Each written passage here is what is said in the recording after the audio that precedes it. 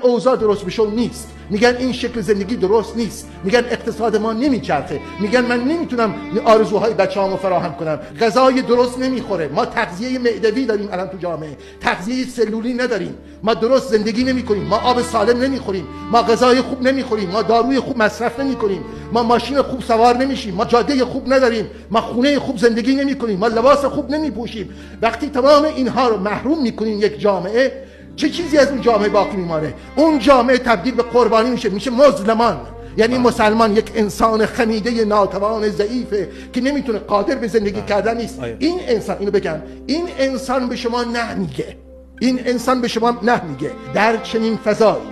در فضایی که شما به حیات انسان بی‌اعتنایید، از انسان‌ها دارین قربانی می‌سازید، حیات برهنه را بر انسان‌ها حاکم کردین، اصولاً این به معنای منتفی شدن امر سیاسیه و در چنین فضای سیاسی کنش رأی دادن که هیچ، اصولاً زندگی بی‌معناست. یعنی ما تبدیل به انسان‌های نامرده شدیم، نه اونقدر زنده ایم که زندگی کنیم، نه می‌میریم که خلاص شیم از